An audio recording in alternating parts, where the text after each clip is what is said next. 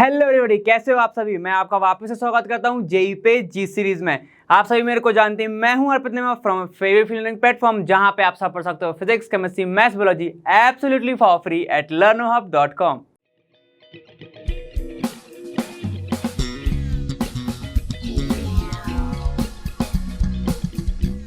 तो हमने पिछले वीडियो में श्रोडिंगर वेव इक्वेशन के बारे में देखा था और मैंने आपको तभी बताया था कि आगे अपन क्वांटम नंबर भी देखने वाले हैं। ठीक है, तो यहां पर आपको बिल्कुल फोकस रखना है, क्योंकि यहां पर क्या होगा, L की वैल्यू पता चलेगा, N की वैल्यू पता चलेगा, जो कि अपन वहां पर यूज कर रहे थे। अब वो क्या क्या है वो तो अपन को और अच्छे से पता चलेगा। ठीक है, तो बिना कुछ टाइम वेस्ट करे जल्दी से स्टार्ट करते हैं अपना क्वांटम नंबर। देखो, अब क्वांटम नंबर होता क्या है तुम्हारा, ये होता है quantum numbers may be defined as a set of 4 numbers which gives complete information about energy, shape, orientation and also spin of electron in an atom. मतलब क्या बोल रहा है भाई, देखो सारे के सारे जो साइंटिस्ट हैं वो किसके पीछे पड़े हुए हैं, इलेक्ट्रॉन के पीछे। तो ये भी जो क्वांटम नंबर्स है ये क्या बताएगा, क्वांटा का मतलब पता है सभी को, एनर्जी के बारे में बताता। अब क्वांटम नंबर है, कंफ्यूज मत हो जाना, अलग अलग चीजें हैं। ठीक है, क्वांटम नंबर बताएगा आपको सारी इंफॉर्मेशन दे देगा इलेक्ट्रॉन को लेके। इलेक्ट्रॉन ये ऐसा दिखता है। ठीक है, अब यहां पर आपको बताएगा एनर्जी के बारे में, आपको बताएगा वो शेप के बारे में, आपको बताएगा उसके ओरिएंटेशन के बारे में, और वहीं पर अब आपको इंफॉर्मेशन भी मिलने वाली है उसके स्पिन को लेके। ठीक है, अब क्या हो रहा था कि बोर्स ने बताया था कि इलेक्ट्रॉन घूम रहा है, एंगुलर मोमेंटम में क्या वो करता है, फॉलो करता है, NH/2π को वो फॉलो करता है। ठीक है, ये सब तो जो बताया था। अब यहां पर स्पिन भी मिलने वाला है आपको मिल तो रहा था, वेलोसिटी तो मिल रही थी। अब ये बोलेगा इस साइड घूमता है इलेक्ट्रॉन या इस साइड घूमता है इलेक्ट्रॉन। तो ये सारी की सारी बातें आपको किससे पता चलेंगी, क्वांटम नंबर से। पहला चीज देखो क्या है, प्रिंसिपल क्वांटम नंबर। पहला वाला हमारे पास है प्रिंसिपल क्वांटम नंबर, इसको हम शो करते हैं n से। ये हमें बताएगा जगह, ठीक है, प्लेस बताएगा कि ये कहां पर आपका इलेक्ट्रॉन प्रेजेंट होगा। ठीक है, अभी तो शॉर्ट में देखो। फिर दूसरा है आपका कौन सा, azimuthal quantum number. Azimuthal quantum number बताएगा कि भैया ये प्लेस में तो है, किस घर में ये रह रहा है, ये क्या बताएगा आपको, एजीमुथल क्वांटम नंबर उसके रहने की जगह, लिविंग स्पेस के बारे में बताएगा। मतलब कि अपन ने पढ़ा था ना SPDF, अब वो कहां पे रह रहा होगा ये सब। ठीक, चलो अब ये क्या है, magnetic quantum number. Magnetic quantum number क्या बताएगा सर, मैग्नेटिक क्वांटम नंबर बताएगा कि अब वो किस कमरे में रह रहा होगा। समझ रहे हो, घर के किस कमरे में, तो वो क्या बताएगा आपको, magnetic quantum number. Spin quantum number, कैसा घूम रहा होगा, उसका रोटेशन क्या होगा, उसका मोशन क्या है, क्लॉकवाइज है या एंटी क्लॉकवाइज है, तो वो आपको स्पिन क्वांटम नंबर बताएगा। ठीक है, इसको अपन S से शो कर सकते हैं, इसको M से शो कर सकते हैं, इसको L से शो करते हैं, इसको अपन N से शो करते हैं। समझ में आ गया। ठीक है, चलो एक एग्जांपल देता हूं। मतलब कि इलेक्ट्रॉन एटम के अंदर होता है, एटम के किस ऑर्बिट में होगा, वो हो गया आपका प्रिंसिपल प्लेस। ठीक है, अब एटम अब किस ऑर्बिट में है वो तो बात हो गई, उसके अंदर ऑर्बिट के अंदर भी तो चीजें होती हैं SPDF, अब वो किसके अंदर है, तो वो बात हो गई किसकी, आपकी एजीमुथल की। अब SPDF में भी नंबर ऑफ क्या होते हैं, ऑर्बिटल्स होते हैं, ऑर्बिटल्स होते हैं, है ना, सब ऑर्बिटल्स, तो वो क्या हो जाएगा आपका M। अब S क्या हो जाएगा कि इलेक्ट्रॉन कैसे घूम रहा है। अब आपको मैं एक स्टोरी दिखाता हूं, साइंस से अपन वो देखेंगे। ठीक है, देखो क्या होता है, ये आपका एक इलेक्ट्रॉन है, ये इलेक्ट्रॉन है, अब वो किस रो में खड़ा हुआ है वो। ठीक है, अब वो रो में तो खड़ा है, अब वो किस घर में रहता है वो, अब घर के किस कमरे में रह रहा है, और उसका मोशन क्या है, ये सारी की सारी जब इंफॉर्मेशन देगा तो उसको अपन बोलते हैं क्या, क्वांटम नंबर। ये सारी की सारी इंफॉर्मेशन देते हैं। ठीक है, फिर से देखना एक बार। ठीक है, चलो देख लेते हैं। देखो ये है आपके पास, अब आप खुद गैस करोगे क्या क्या हो रहा है। ये रहा आपका इलेक्ट्रॉन, किस घर में रह रहा है वो।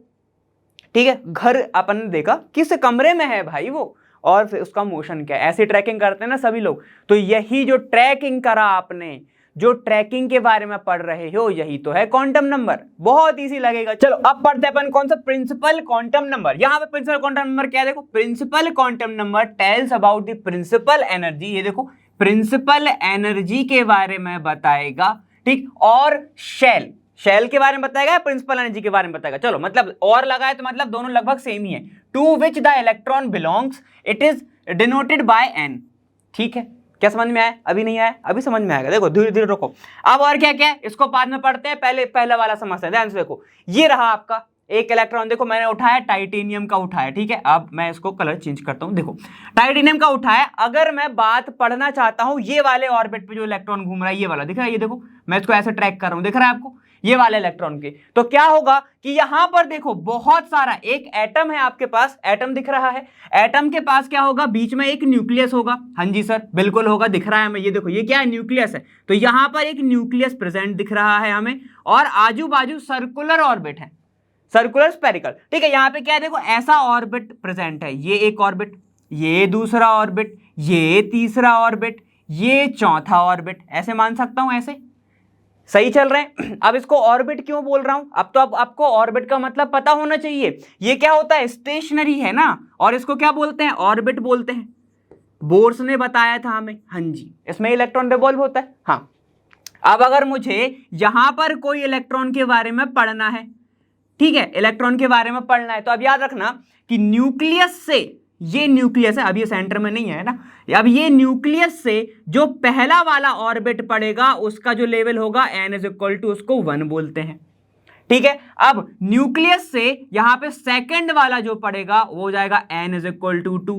ये तो अपन ने पढ़ा हुआ है वैसे भी, है ना, अपन ने निकाला हुआ था एनर्जी डिफरेंस, तो वही निकालना है। अब यहां से लेके जो थर्ड वाला होगा वो क्या हो जाएगा, n इज इक्वल टू 3, और यहां से लेके जो फोर्थ वाला होगा वो क्या हो जाएगा आपके पास, n इज इक्वल टू 4 हो जाएगा, ठीक है। इनको ही आगे नाम दे दिया गया। इनके नाम क्या पड़े सर, देखो n वाला जो 1 है तो उसका नाम पड़ा k, फिर पड़ा l, फिर पड़ा m, फिर पड़ा n, ऐसे इनके क्या पड़े, नाम पड़ गए। मतलब कि जब n इज इक्वल टू 1 होगा उसको ये अपन k बोल सकते हैं, फिर l, फिर m, फिर n, और बाकी का so on. n is equal to ये 2 होगा, n इज इक्वल टू ये 3 होगा, n इज इक्वल टू ये 4 होगा। तो ये n है क्या, n ही तो है हमारा principal quantum number, principal quantum number, यही तो है n हमारा। तो n बता क्या रहा है, एक ऑर्बिट की मिनिमम एनर्जी के बारे में बता रहा है। देखो मतलब क्या है, इस वाले की एनर्जी क्या है, लगभग 1 है, देखो 1 बता रहा है, इसको 2 बता रहा है, इसको 3, इसको 4 बता रहा है। तो मतलब उसने क्या बोला कि वो क्या बता रहा है, ध्यान से देखो, प्रिंसिपल एनर्जी के बारे में बता रहा है, और या फिर शेल के बारे में बता रहा है। समझ में आ गया? तो क्या बोल रहा है, देखो ये, इसको मैं बोल सकता हूं कि n1 is equal to k shell में है, इसको मैं क्या बोलूंगा, k शेल, इसको क्या बोलूंगा मैं, l शेल, ये क्या हो जाएगा, l शेल, m शेल, और ये हो जाएगा आपका n शेल, ठीक है। तो यही बोला कि उसको एक तो n से डिनोट करते हैं, और यहां पे ये बताएगा कि किस नंबर ऑफ ऑर्बिट के अंदर वो प्रेजेंट होगा। समझ में आ गया? ये था प्रिंसिपल क्वांटम नंबर के बारे में। चलो और 2 पॉइंट हैं। Principal quantum number gives us following information, कौन कौन सी, it gives the average distance of the electron from the nucleus, बिल्कुल बोल सकता हूं। चलो देख लेते हैं आगे, यहां से लेके यहां तक की जो डिस्टेंस आपको दिख रही है, अगर मुझे प्रिंसिपल क्वांटम नंबर पता हो, यहां पर कोई अगर इलेक्ट्रॉन प्रेजेंट है, तो क्या मैं यहां से इसकी, अगर इस ऑर्बिट तक की अगर डिस्टेंस निकाल लूंगा तो मुझे इलेक्ट्रॉन की मिल जाएगी, इलेक्ट्रॉन का डिस्टेंस मिल जाएगा। तो यही बता रहा है वो, क्या बोल रहा है, देखो उसको डिस्टेंस मिल जाती है, क्या, एवरेज डिस्टेंस ऑफ इलेक्ट्रॉन मिल जाती है फ्रॉम द न्यूक्लियस, न्यूक्लियस से, यहां पे न्यूक्लियस ही होगा ना भाई, यहां पे न्यूक्लियस ही है ना, यहां से लेके यहां तक की डिस्टेंस। क्लियर है? चलो आगे, अब क्या बोल रहा है, the maximum number of electron present in any principal shell is given by n की पावर 2। यहां से देखो, सबसे पहले क्या करो, इसको ऐसे मार्क करो, इंपॉर्टेंट इंपॉर्टेंट इंपॉर्टेंट, बहुत ज्यादा इंपॉर्टेंट। क्यों? क्योंकि यहां से भले ही आपको ये एकदम बेसिक लाइन दिख रही है, लेकिन जेई का क्वेश्चन है, ये जेईई में आया हुआ है, ये जेईई में ये क्वेश्चन पूछा था। पता है क्या पूछा था, बताऊंगा मैं आगे। चलो देखो यहां पर क्या बोलना चाह रहा है, बहुत इंपॉर्टेंट, फिर सुन लो, the maximum number of electron, मतलब कि एक हद तक कितने इलेक्ट्रॉन होंगे, वही मैक्सिमम नंबर ऑफ इलेक्ट्रॉन, ठीक है, प्रेजेंट हो सकते हैं किसी भी प्रिंसिपल सेल में, किसी भी प्रिंसिपल सेल, मतलब कि n इज इक्वल टू अपना 1 2 3 4 5 6 100 तक, जहां तक गिनती आती है तुम्हें वहां तक, ठीक है। किसी भी शेल में एक हद तक इलेक्ट्रॉन हो सकते हैं, लेकिन किसके बेस पे रखोगे आप? 2 = 2n² के बेस पे। समझ में आया? मतलब क्या बोलना चाह रहे हो सर? अगर के शेल है, के शेल के अंदर मैंने अगर आपसे पूछा कि यहां पे कितने इलेक्ट्रॉन आप के शेल के अंदर रख सकते हो, तो क्या करोगे? तो अब बताओ आंसर क्या होगा इसका, मैंने तो बता दिया। तो यहां पर आपको क्या करना पड़ेगा? हम सभी जानते हैं, हम शेल की बात करूं या फिर मैं किसकी बात करूं, एनर्जी लेवल की बात करूं, प्रिंसिपल एनर्जी, तो एन से ही शो करते हैं। और के के लिए एन की वैल्यू कितनी होती है? 1 होती है। और फॉलो क्या करना है? 2n² फॉलो करना है। तो ये क्या हो जाएगा? 2 × 1 का स्क्वायर। ये कितना हो गया? 2 हो गया। मतलब कितने इलेक्ट्रॉन आ सकते हैं इसके अंदर? सिर्फ 2 इलेक्ट्रॉन्स। क्वेश्चन बताऊं? अब देखो क्वेश्चन आया हुआ है, एक बहुत अच्छा सा क्वेश्चन आया था। उसने पूछा था जब प्रिंसिपल एनर्जी लेवल 4 है, मतलब n की वैल्यू अगर 4 है, या फिर मैं लिख दूं 4th ऑर्बिट पे आपका क्या है? इलेक्ट्रॉन प्रेजेंट है। ठीक है, इसको अलग अलग लिखना ना। 4th ऑर्बिट पे अगर इलेक्ट्रॉन है तो उसके अंदर कितने नंबर ऑफ इलेक्ट्रॉन एक्यूमुलेट हो सकते हैं? तो बताओ क्या करोगे? 2n² को फॉलो करोगे। ठीक है, तो 2 × 4 का स्क्वायर कर दूंगा। ठीक है, 16 हो जाएगा। ये 16 × 2 कर दूंगा, 32 हो जाएगा। मतलब कि चौथे नंबर वाले ऑर्बिट के अंदर, मतलब के एल एम एन, मतलब एन शेल के अंदर मैं 32 इलेक्ट्रॉन, मतलब 32 इलेक्ट्रॉन को रख सकता हूं। ठीक है, अब इलेक्ट्रॉन का डिस्ट्रीब्यूशन कैसे होगा वो अपन आगे पढ़ेंगे, लेकिन दिमाग सिर्फ अभी यहीं पर लगाओ। क्लियर है? समझ में आ गया? अब एक बात और, श्रोडिंगर में जो अपन ने एन पढ़ा था, एन पढ़ रहे थे हम 1 2 3, तो वो यही था। ठीक है, जब मैंने आपको बताया था 1s 2s 1s 2s 3s, तो ये क्या है? ये n ही तो है भाई, ये n ही है। मतलब कि यहां पे पहले वाले शेल के अंदर का जो s है वो, दूसरे वाले शेल का जो अंदर का s है वो, तीसरे वाले शेल का जो s है वो। समझ में आ गया? जब अपने 1s 2s 3s आ रहे थे तो वो यही सब था। क्लियर है? समझ में आ गया? तो ये था आपका प्रिंसिपल क्वांटम नंबर। आपको सिर्फ याद रखने वाली बात है, एक तो n से डिनोट करते हैं, पहली चीज। ठीक है, उसको शेल भी बोल सकते हैं, प्रिंसिपल एनर्जी लेवल भी बोलते हैं। 2 चीज ये हो गई। तीसरी चीज सबसे मेन, ऐसा 2n² के ही फॉर्म में आप इसको क्या करोगे? इलेक्ट्रॉन को फिल करा जाता है। मतलब एक शेल के अंदर कितने इलेक्ट्रॉन जाएंगे, इसके फॉर्म में ये जाएगा। क्लियर है? समझ में आ गया? आगे चल सकते हैं आपकी अगर इजाजत हो तो। ठीक है, चलो मैं चल रहा हूं। अब ये हमने पढ़ा, अब आगे चलो। ये देखो, अब आ गया आपके पास एजीमुथल क्वांटम नंबर। सर ये क्या है? अरे सब जानते हो तुम, ये क्या है? बहुत सिंपल सी चीज। क्या है एजीमुथल में? हम क्या पढ़ रहे थे अभी तक? मैंने देखो आपको पीछे एस बताया है कि नहीं, एस पी डी एफ, तो वही है। अब इनकी वैल्यू कैसे आती होगी इसके बारे में डिस्कशन करना है, चलो कर लेते हैं। यहां पे क्या है? Azimuthal quantum number gives following information. जो इंफॉर्मेशन आपको यहां पर मिलने वाली है वो मेरे ख्याल से आप सभी को पता होनी होगी, पता ही होगी। क्या बोल रहा है? The number of sub shell present in the main shell. आहा, मेन शेल, मेन शेल मतलब किसकी बात कर रहा है? Main shell, shell principal energy level. Shell मतलब एन, कहां गया ये वाला शेल? ये n. Main shell, main shell मतलब किसकी बात कर रहा है? वो प्रिंसिपल क्वांटम नंबर। ये क्या हो गया आपके पास? एन। अब अगर मैं आपसे ऐसा बोलूं कि जो एजीमुथल क्वांटम नंबर है वो डिपेंड करता है प्रिंसिपल पे, तो आप मान जाओगे? बात मान जाओगे? नहीं मानोगे? अरे मान जाओ। देखो क्या बोल रहा है वो, the number of sub shell present in the main shell. ठीक है, तो मतलब ये कब होगा? जब मेन शेल होगी। अगर मेन शेल ही नहीं है तो ये होगा ही नहीं।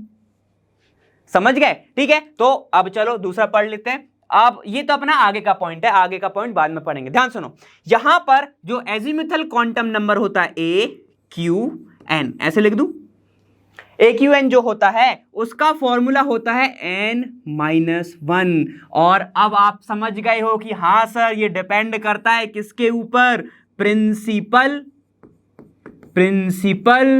क्वांटम नंबर के ऊपर। ये क्या करेगा? डायरेक्ट दिख रहा है कि डिपेंड कर रहा है? डायरेक्ट दिख रहा है कि डिपेंड कर रहा है। तो अब ये बताओ, इसको अपन शो किससे करते थे, अभी बताया था, जस्ट डिनोटेड बाय एल। बहुत सही, ठीक है। तो फॉर्मूला क्या बन गया, l is equal to n minus one. Clear है। अब एक बिल्कुल आप जल्दी से रिवाइज करके बताओ कि जो एंगुलर नोड थे उसका फॉर्मूला क्या था, याद आ रहा है, एंगुलर नोड बताया था मैंने। चलो आगे पढ़ेंगे अपन थोड़ा सा। ये रहा आपका पास ये फॉर्मूला एजिमुथल क्वांटम नंबर का। तो सर अगर यहां पर मैं n की वैल्यू को 1 पुट करूंगा तो l तो 0 हो जाएगा। हाँ बिल्कुल सही कह रहे हो। चलो अपन थोड़ा सा निकाल के देख लेते हैं। अगर मान लेते हैं मेरी प्रिंसिपल क्वांटम नंबर की जो वैल्यू है वो 1 है, जो 1 है, तो ये क्या हो जाएगा, ये हो जाएगा आपके पास l is equal to 1 minus 1, तो मतलब l इज इक्वल टू 0 हो गया। तो सर l की वैल्यू 0 पॉसिबल है, हाँ पॉसिबल है, बिल्कुल पॉसिबल है। ठीक है, चलो आगे आ जाओ। अब n इज इक्वल टू अगर 2 हो गया तो ये क्या हो जाएगा, l is equal to 2 minus 1, तो ये हो गया हमारे पास l की वैल्यू 1। अब आगे चलते हैं, n इज इक्वल टू अगर 3 हो गया तो l इज इक्वल टू क्या हो जाएगा, 3 माइनस 1 मतलब 2 हो गया। n इज इक्वल टू अगर 4 है तो ये क्या हो जाएगा, l is equal to 4 minus 1, ये कितना हो गया सर, 3 हो गया सर। ठीक है, अब ये क्या है, यहां से 0 1 2 3 ये निकल के क्या आ रहे हैं, ये हैं आपके शेप, यही होते हैं आपके शेप्स। ठीक है, अगर आपकी L की वैल्यू 0 आ रही है मतलब वो किस में होगा, s ऑर्बिटल में होगा। चलो कैसे याद रखोगे, 0 और s ऑर्बिटल लगभग सेम जैसे दिखते हैं। अरे जो s ऑर्बिटल होता है भी तो सर्कल है, 0 जैसा दिख रहा है ना, तो वैसे। अब अगर 1 आ रहा है तो वो p ऑर्बिटल होगा, ठीक है, और अगर 2 आ रहा है तो वो d ऑर्बिटल होगा। ठीक है, अगर 3 आ रहा है तो f ऑर्बिटल होगा। ये आप हो, ये आपके पिताजी हैं, ये आपके दादाजी हैं, ये आपके फोर फादर जी हैं, ऐसे समझ लो ना। मतलब आपकी जनरेशन, मतलब आप तो अभी हो तो आपकी वैल्यू अभी 0 है, समझ रहे हो ना। अब आपके पापा की जनरेशन, आपके एक पहले की, तो p ऑर्बिटल हो गया वो। फिर उसके बाद उनके भी डैडी के, दादाजी की, ठीक है, p से दादाजी। अब ये जो l ऑर्बिटल मतलब उनके भी पहले, आपको कितना पीछे जाना पड़ रहा है, 1 के पीछे जाना पड़ रहा है, तो ये दूसरा हो गया। फिर आपको अगर पर दादा की बात करनी तो कितना पीछे जाना पड़ेगा, 3, मतलब 4 फादर, समझ लो, मतलब 4 ऐसे, मतलब उनके भी पापा के पापा के पापा, आपके कौन से होगा, पर दादा, वैसे ऐसे समझ लो। आपकी जनरेशन 0 अभी, मतलब आप अभी, आपको अपनी जनरेशन में जाने के लिए कितना सदी पहले जाना पड़ेगा, एक जनरेशन पहले जाना पड़ेगा नहीं ना, मतलब 1 माइनस 1 0 हो जाएगा, 0। पापा की जनरेशन के लिए क्या हो जाएगा, फिर 1 पीछे जाना पड़ेगा। फिर दादाजी की में 2, तो भाई हो गया ना, p से पापा, d से दादा, और फिर आप 4 फादर, ऐसे ऐसे जोड़ना है तो ऐसे समझ लो। समझ में आ गया। तो ये होगी आपकी वैल्यू, मतलब मेरे पास जो वैल्यूज आएंगी वो आएगा l इज इक्वल टू या तो 0 आ सकता है, या तो 1, या तो 2, या तो 3, यही आ सकता है। तो मतलब ये क्या हो जाएगा, s p d f, खत्म। 3 वैल्यू, जो 4 वैल्यू हैं वो मैक्सिमम आती हैं, इसके बाद भी आ सकती है लेकिन वो बिल्कुल काम की नहीं है।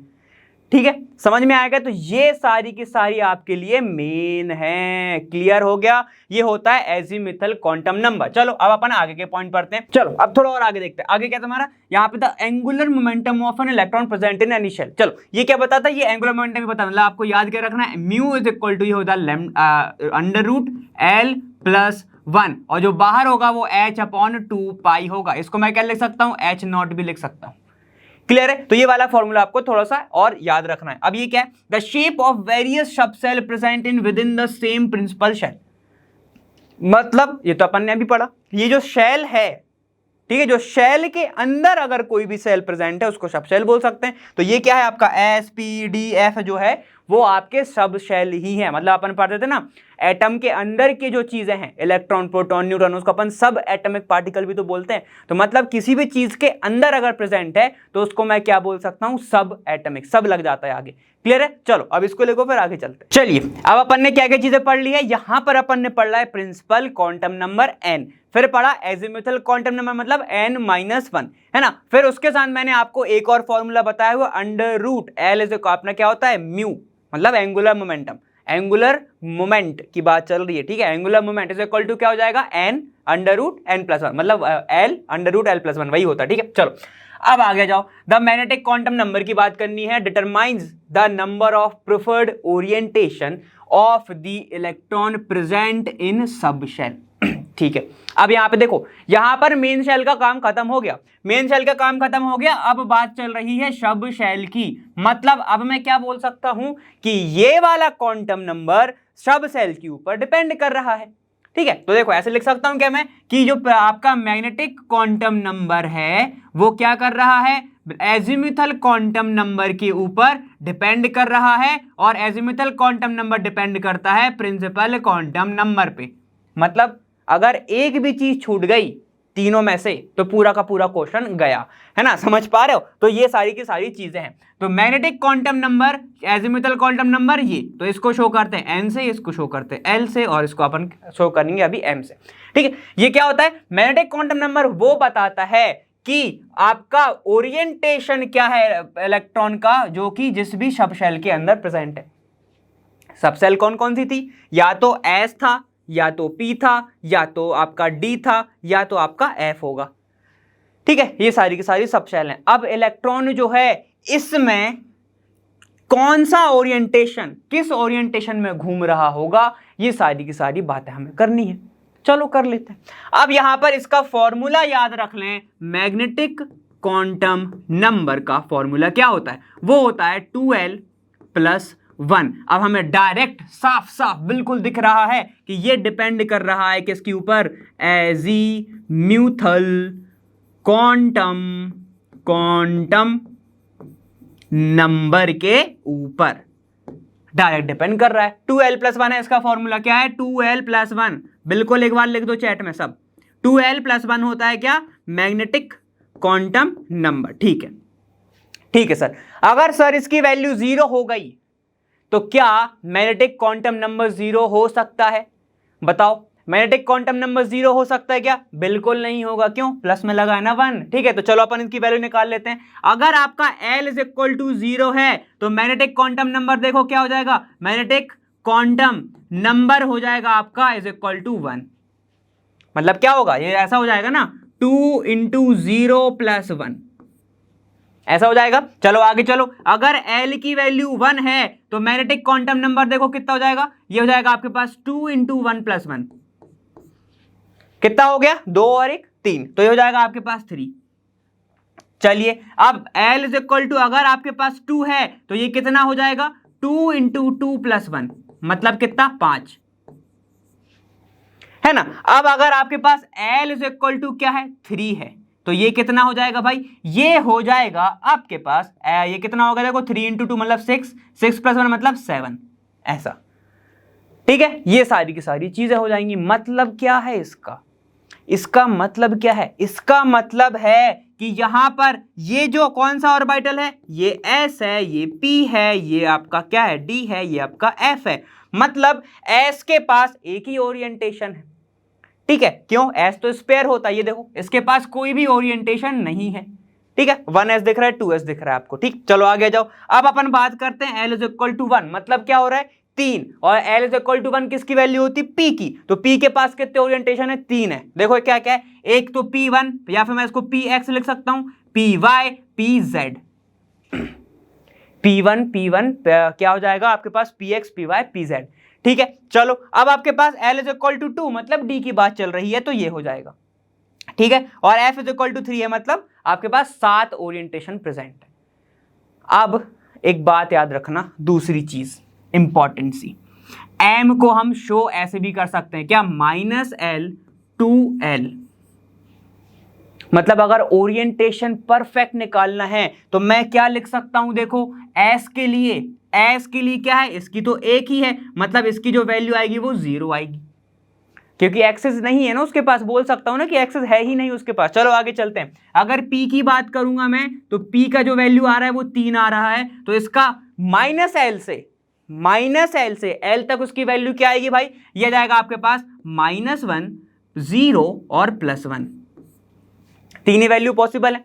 अब देखो अगर आपके पास डी की बात करूं, डी में कितने आ रहे हैं, देखो यहाँ पे डी में आ रहे हैं 5, तो यहाँ पे 5 लगाऊंगा मैं। तो इसकी वैल्यू कहां से कहां तक पॉसिबल है, -2, -1, 0, +1, +2, ये वाले पॉसिबल हैं। ठीक है, अब f का वैल्यू आ रहा है मतलब कौन सा, 7 आ रहा है, तो यहां से -3, -1, -2, -1, 0, +1, +2, +3, कितनी पॉसिबल है, 1, 2, 3, 4, 5, 6, 7, 7 वैल्यू पॉसिबल है। सर ये कैसे, ठीक है इसको लिखो फिर मैं बताता हूं। ठीक है, समझ में आ जाएगा आपको, अभी के अभी समझ में आ जाएगा, क्लियर है। चलो मैंने उसको जरा मिटा दिया है। ठीक है, तो अब आपको जो पीडीएफ मिलेगा ना उसमें ये वाला पोर्शन मिलेगा, पीछे वाला नहीं मिलेगा, है ना, तो मैं बता दे रहा हूं अभी सही। तो आपके पास क्या क्या है, मतलब एल की वैल्यू अपनी जब 0 थी तो यहाँ पे एस में सिर्फ 1 ही था। क्यों होता है ऐसा, मतलब इसमें जो आ रहा था वो एस में 1 आ रहा था, मतलब सिर्फ एक ही वैल्यू पॉसिबल है 0। क्यों, क्योंकि उसके पास जो डब्बा होता है वो एक ही डब्बा होता है, जो ऑर्बिटल होता है वो एक ही होता है, क्लियर है। चलो जब L की वैल्यू हमारी 1 थी तो जो अपना मैग्नेटिक क्वांटम नंबर है P के लिए कितना आ रहा था, 3 आ रहा था। क्यों, क्योंकि इसकी वैल्यू कहां कहां से पॉसिबल है, -L to L, मतलब -1, 0, +1, मतलब कितने ऑर्बिटल है उसके पास, 3। तो कैसे बनाएंगे अपन इसको, ऐसे बनाते हैं, देखो ये हो गया आपके पास एक डब्बा, 2 डब्बा, टोटल होगा 3, है ना। तो ये वैल्यू होगा क्या, -1, 0 और +1, क्लियर है। चलो अब अगर L की वैल्यू आपके पास 2 है तो यहां पे D की वैल्यू कितनी आ रही थी, 5 आ रही थी, मतलब कितना कितना पॉसिबल है, -2, -1, 0, +1, +2 तक पॉसिबल है। तो कितने डब्बे बनेंगे इसके बताओ, कितने, 5 बना दूं, तो यहां पे होगा 2, 3, 4 और ये 5 हो गए। ठीक है, तो कैसे कैसे पॉसिबल है, -2, -1, 0, +1, +2, क्लियर है। चलो अब अगर L की वैल्यू 3 है तो F की वैल्यू कितनी आ रही थी, 7, तो कितने डब्बे बनेंगे, देखो -3, -2, -1, 0, +1, +2, +3। ठीक है, तो कितना बन जाएगा भाई, 7 डब्बे, 7 डब्बे, ये होगा 2, 3, 4, 5, 6 और ये 7। तो लिख देते हैं यहाँ पे -3, -2, -1, 0, +1, +2, +3, ऐसे, क्लियर है। मतलब अब ये क्या बता रहा है, ये बता रहा है ओरिएंटेशन। ठीक है, ये पूरा का पूरा बता रहा है ओरिएंटेशन, मतलब किस आपका किस सब शेल तो आपको मिल गया था, किससे ही मिल गया था आपको, L की वैल्यू से। अब ये बता रहा है आपको कि किस में जा रहा होगा, इसमें इलेक्ट्रॉन जाएगा तो इसका ओरिएंटेशन क्या होगा, इसको ऐसे लिख सकते हैं, देखो px, py, pz, कितने एक्सेस हैं इसके पास, 3 एक्सेस हैं। यहां पर भी आपके पास एक्सेस उतने ही हैं, लेकिन क्या हो जाएगा, अगर मैं आपको आगे बताऊंगा कि क्या क्या कितने एक्सेस और होते हैं, एक्स वाई एक्सेस होता है, वाई जेड एक्सेस होता है, x² - y² एक्सेस होता है, तो ये सारी की सारी चीजें आपको इस क्वांटम नंबर में पता चलती है, क्लियर है। आपके लिए जो इंपॉर्टेंट क्या है वो है एक फॉर्मूला 2l + 1 का फॉर्मूला, ठीक है, और याद रखना -L to L तक इसकी क्या होती है, लिमिट होती है, बस इतना आपको ध्यान रखना है। अब आपसे क्वेश्चन में कभी कभी पूछ लेता है मैग्नेटिक मोमेंट, क्या पूछता है वो, मैग्नेटिक मोमेंट। तो कैसे लिखते हैं उसको, मैग्नेटिक मोमेंट के बारे में कभी कभी वो पूछता है। जैसे एंगुलर था तो यहां पे क्या होगा, n प्लस ये क्या हो जाएगा आपके पास 2 √ में ये रहेगा, और ये बाहर लिखते हैं bm, मतलब ये क्या है, बोर, ये देखो बोर मैट्रॉन है ये, ठीक है, ये आपकी यूनिट होती है ये, तो ठीक है, ये तो मैं लिख देता हूं, ये क्या है आपके पास, यूनिट है। अब n क्या है सर, n हमारा प्रिंसिपल क्वांटम नंबर है ना, इधर नहीं ऐसा, इधर यहां पे n का मतलब है number of unpaired electron, n is equal to क्या है यहाँ पे, नंबर ऑफ अनपेयर्ड इलेक्ट्रॉन। अगर अनपेयर्ड इलेक्ट्रॉन नहीं रहे तो 0 हो जाएगा, तो 0 हो जाएगा पूरा का पूरा, ठीक है। यहां पर जो n है वो क्या है आपके पास, number of unpaired electron, clear है। तो ये वाला क्वेश्चन भी आया हुआ है जेई में, ये वाला जो क्वेश्चन है ये दिख रहा है आपको, मैं मार्क कर दे रहा हूं, ये वाला क्वेश्चन जेई का आ चुका है, तो उसको मैं हाईलाइट भी कर देता हूं क्योंकि ये इंपॉर्टेंट है आप सभी के लिए, ठीक है। तो ये वाला, इस फॉर्मूले को आप बिल्कुल ना भूलें, ये बहुत इंपॉर्टेंट फॉर्मूला है, क्लियर है, समझ में आ गया आप सभी को, है ना। तो ये किसका है भाई, और मैग्नेटिक मोमेंट का, इसको और ना भूल जाना। ये क्या होता है, बोर मैट्रॉन इसकी यूनिट होती है, क्लियर है? ठीक है, चलो अब थोड़ा और आगे चलते हैं। यहां पे समझ में आ गया कि ये किसके में बताएगा, ओरिएंटेशन के बारे में आपको बताएगा। चलो आगे चलते हैं। आगे है हमारा कौन सा, spin quantum number. Spin quantum number बहुत भोला भाला सा है, ठीक है। यहां पर क्या होता है, ध्यान से देखना कि the number shown the direction of spinning of electron present in any orbital it is represent by S. S से अपन इसको क्या करते हैं, रिप्रेजेंट करते हैं, ठीक है। ये क्या बताएगा, मान के चलते हैं कि यहाँ पे अंदर एक आपका ये रहा इलेक्ट्रॉन, ये 1 2, ठीक है, ये आपका ऐसा इलेक्ट्रॉन भरा जा रहा है, ठीक है। अगर आपको इसकी जो मुंडी है वो ऊपर साइड दिख रही है, ठीक है, ये जो आपकी मुंडी दिख रही है ये ऊपर साइड दिख रही, तो इसका मतलब क्या होगा, ये होगा क्लॉकवाइज ओरिएंटेशन, या फिर मैं बोल सकता हूं क्लॉकवाइज रोटेशन। मतलब ये कैसा घूम रहा होगा, क्लॉकवाइज घूम रहा होगा। देखो ऐसा आपको दिखेगा थोड़ा थोड़ा सा, ये ऐसा ऐसा घूम रहा है, तो उसकी ओरिएंटेशन, क्योंकि भाई जैसे कि अपन जानते हैं जो अर्थ है, अर्थ क्या करती है, एक तो खुद भी घूमती है और ऑर्बिट में भी घूम रही है, तो सेम ऐसा इलेक्ट्रॉन का भी तो है ना, तो ऐसे होगा। अब अगर सर ऐसा नहीं भरा किसी में, ऐसा भरा है, तो क्या करेंगे, ऐसा भरा है मान लेते हैं, ये हो गया ऐसा, ठीक है, तो इसमें ये इसकी जो मुंडी है वो नीचे साइड है, तो इसको मैं क्या बोलूंगा, एंटी क्लॉकवाइज रोटेशन या फिर direction, anti clockwise direction. Clear है? तो यहां पर ध्यान रखिएगा वैल्यूज का, क्योंकि सीधा मुंडी है तो उसका आता है +½ से इसको रिप्रेजेंट करते हैं, क्योंकि इसकी मुंडी उल्टी है तो इसको -½ से रिप्रेजेंट करते हैं। क्लियर? समझ में आ गया होगा आप सभी को। ये वाला तो बहुत इजी था, स्पिन क्वांटम नंबर। दिमाग लगा होगा तो थोड़ा सा मैग्नेटिक में लगेगा, और वो भी अभी जस्ट क्लियर हो जाएगा, जो मैं आपको क्लियर करूंगा उसके बाद आप थोड़ा सा पीछे जाके देखोगे तो भी क्लियर हो जाएगा। क्लियर है? यहां पे सभी को समझ में आएगा कि क्या कौन कौन से एटम अपने हैं। ये है एक तो अपना प्रिंसिपल, जिसमें क्या बताएगा किस ऑर्बिट पे वो घूम रहा है। दूसरा, ऑर्बिट के अंदर कौन से सब शेल प्रेजेंट है, वो क्या बताएगा आपका एजीमुथल क्वांटम नंबर, है ना। अब उसकी वैल्यूज और आपको क्या याद रखना है, एक वो वाला फॉर्मूला को याद रखना है। उसके बाद चलेंगे आगे, फिर आता है मैग्नेटिक क्वांटम नंबर, जिसमें ये बताता है कि जिस सब शेल में है उस सब शेल की ओरिएंटेशन क्या होगी, उस इलेक्ट्रॉन जब प्रेजेंट है उस सब शेल में जो इलेक्ट्रॉन प्रेजेंट है उसका ओरिएंटेशन क्या होगा, वो क्या बताएगा आपका मैग्नेटिक क्वांटम नंबर। अब आगे चलते हैं। अब ओरिएंटेशन भी पता चल गया भाई कि मान लो एक्स में है या वाई में है, तो अब इलेक्ट्रॉन खुद कैसा घूम रहा है वो होता है स्पिन क्वांटम नंबर। ठीक है, तो अब जो भी साइंटिस्ट है ना वो हमारे मम्मी की तरह थे, उन्होंने क्या करा, देखो खुद की चीजें बाद में निकाली, पहले सबका पेट भर दिया फिर खुद खा रहे। ठीक है, मतलब इसमें क्या बोलना चाह रहा हूं, उन्होंने सारी चीजें निकालनी, बाद में बता रहे हैं कि वो खुद कैसा घूम रहा है इलेक्ट्रॉन। तो वो क्लॉकवाइज या एंटी क्लॉकवाइज घूमेगा, सीधा घूमेगा तो ½ और उल्टा घूमेगा तो -½ क्लियर हो गया यहाँ पे। ठीक है, अब चलो इसको लिखो, फिर अपन थोड़ा सा पढ़ेंगे किसके बारे में, शेप ऑफ ऑर्बिटल के बारे में। चलो तो स्टार्ट करते हैं अपना। क्या है, सबसे पहला हमें पढ़ना है एस ऑर्बिटल के बारे में। ये क्या है, the shape of S orbital in spherical symmetrical because the probability of, ये ऑफ है, ठीक है, ये एफ है, ये of finding an electron belongs to this orbital is found to be identical in all direction at a given distance from nucleus। क्या बोलना चाह रहे हैं, समझ में आया कुछ अभी तक? क्या बोल रहा है, देखो एस ऑर्बिटल का जो शेप है वो स्फेरिकल होता है, यहां तक समझ में आ गया। अब और symmetrical because the probability of finding an electron, मतलब मैंने आपको सबसे पहले तो बताओ साई स्क्वायर की बात कर रहे हैं यहाँ पे, क्या वो कहां पहुंच गया सर श्रोडिंगर पे। ठीक है, यहाँ पे देखो, यहां पर बोल रहा है कि क्यों स्पेयर क्यों है, क्योंकि हर डायरेक्शन में, कोई भी डायरेक्शन में मैं चला जाऊं, ऐसा ऐसा ऐसा मान लेते हैं, ये अपना कौन से Z X Y एक्सेस है, ठीक है, मैं किसी भी डायरेक्शन में चला जाऊं, यहां पर इलेक्ट्रॉन की पाए जाने की जो संभावना है एकदम मैक्सिमम होती है। क्या होती है, मैक्सिमम पॉसिबिलिटी होती है इलेक्ट्रॉन को फाइंड करने की, इलेक्ट्रॉन डेंसिटी की। यहां पे लिख सकता हूं electron density maximum possibility of finding an electron आप लिखिएगा, या फिर और करके लिखना इलेक्ट्रॉन डेंसिटी मैक्सिमम।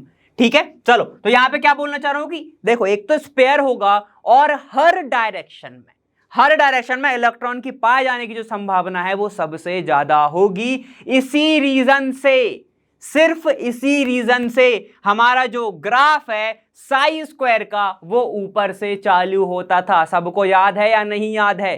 श्रोडिंगर में मैंने बताया था कि अगर आपके पास ऐसा ग्राफ है साई स्क्वायर वर्सेस आर का देख रहे थे हम, तो वो ऊपर से चालू हो रहा था, है कि नहीं? तो ये इसी रीजन से। क्लियर हो गया? चलो, और अगर मैं यहाँ पे अब ऐसा कर दूं 4 पाई आर स्क्वायर, तो कहां से शुरू होने वाला था?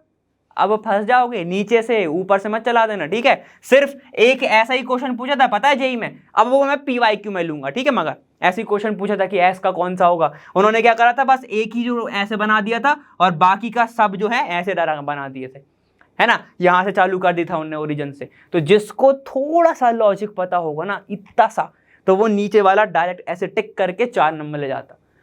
समझ रहे हो? चलो आगे जाओ। अब क्या बोल रहा है, क्या बोला इन्हें? आइडेंटिकल होता है हर डायरेक्शन में, ठीक है, चलो कोई बात नहीं। बीच में क्या होगा? न्यूक्लियस होगा।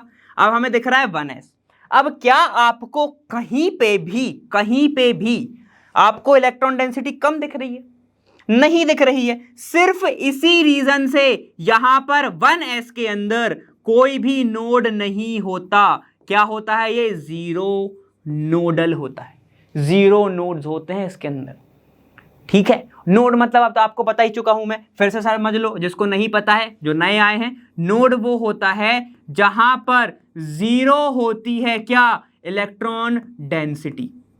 इलेक्ट्रॉन डेंसिटी जो होती है वो 0 होती है, ठीक है? मतलब कि नील बटे सन्नाटा चांस है कि वहां पे एक भी इलेक्ट्रॉन पाया जाएगा। समझ गए? ठीक है। अब देखो ये 2s जो मुझे दिख रहा है, अब मुझे तो यहां से एकदम पास से दिख रहा है कि यहां पर ऐसा बना हुआ है, देखो अब आपको भी दिख रहा होगा, ठीक है? यहां पर आपको व्हाइट व्हाइट दिख रहा है, क्या व्हाइट व्हाइट दिख रहा है? तो यहां पर मैं बोल सकता हूं कि यहां पर अब प्रेजेंट है 1 नोड। 1 नोड मतलब कि यहां पर अब इलेक्ट्रॉन को पाए जाने की जो संभावना है 0 पॉसिबिलिटी है। 0 पॉसिबिलिटी है कि यहां पर क्या होगा? कोई भी इलेक्ट्रॉन प्रेजेंट होगा। POSSIBILITY, ठीक है, वो लिख लेना। 0 पॉसिबिलिटी है कि यहां पर कोई भी प्रेजेंट होगा। वहीं पे बात करते हैं 3s की, ये मेरा बनाया हुआ है, ठीक है? तो मैं थोड़ा सा ये साफ दिख रहा था, ठीक है? तो मुझे यहां पर 2 नोडल प्लेन दिख रहे हैं, देखो एक ये और एक ये, है ना? ये जो दोनों के दोनों हैं, इसमें लिखूंगा मैं 2 नोड्स आर देयर। और क्योंकि अब अपन श्रोडिंगर पढ़ के आए हैं, तो 2 नोड किस में होते थे? 3s में होते थे, ठीक है? तो यहां पे क्या हो जाएगा? ये हो जाएगा आपका 3s का। और यहां पे ये कौन सा वाला है? 2 नोड है। मतलब यहां पे क्या होगा? 2 ऐसी कंडीशन बन रही हैं जहां पर इलेक्ट्रॉन की पाए जाने की जो संभावना है वो एकदम नील बटे सन्नाटा है, ठीक है? मतलब 0 है। समझ में आ गया? तो ये था आपका s ऑर्बिटल। आपको समझने वाली बात यह है कि स्पेयर होता है, ठीक है? और सारा का सारा देखो क्या होता है, सबसे पहले तो आइडेंटिकल होती है इन ऑल डायरेक्शन, क्या? आपका इलेक्ट्रॉन को पाए जाने की संभावनाएं। क्लियर है? इसकी L की वैल्यू 0 होती है, M की वैल्यू इसकी 1 होती है, और N आपको जहां तक जाना है वहां तक होगा, ठीक है? यहां तक क्लियर हो गया? चलो ये जरूर लिख लिया करो एडिशनल पॉइंट, ठीक है? L इज इक्वल टू 0 होता है इसके लिए और M इज इक्वल टू 1 होता है। चलें आगे चलते हैं। अब देखो, अच्छा एक बात और, M इज इक्वल टू अगर 1 है, इसलिए तो सिर्फ स्पेयर बना रहे हैं। यहाँ पे कोई एक्सिस दिख रहा है आपको? ढंग से नहीं दिख रहा है ना, तो यहाँ पे ऐसे होता है। क्लियर? चलो आगे चलो, आगे बात करते हैं p ऑर्बिटल को लेके। In p orbital the possibility of finding an electron is maximum in 2 lobes, 2 lobes में, on opposite sides of nucleus. This give rise to the rumble shape of electron, ठीक है? इनकी नहीं सुनते अपन, अपनी बनाते हैं। ये देखो, ये नहीं, मैं क्या बोल रहा हूं ध्यान सुनो। ये अपन ऐसे बोल सकते हैं कि यहां पर देखो एक एक्सिस ये हो गई, एक एक्सिस ये हो गई, एक एक्सिस ये हो गई, ठीक है? यहां पर ऐसा आपको दिखता है पी शेप, इनके अकॉर्डिंग नहीं, क्योंकि साइंटिस्ट ने बनाया था इसलिए मैं मान रहा हूं। ऐसा आपको पी शेप का दिखता है।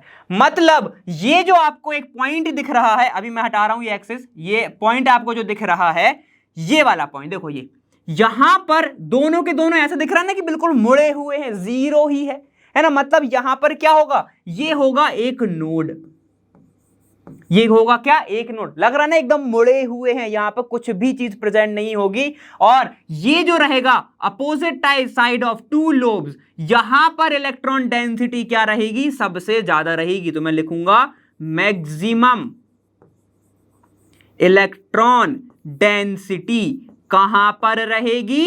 इसके opposite side of two lobes के, ठीक है। और जो बीच का रहेगा वो नोडल प्लेन मान सकते हो या फिर नोड उसको बोल सकते हो।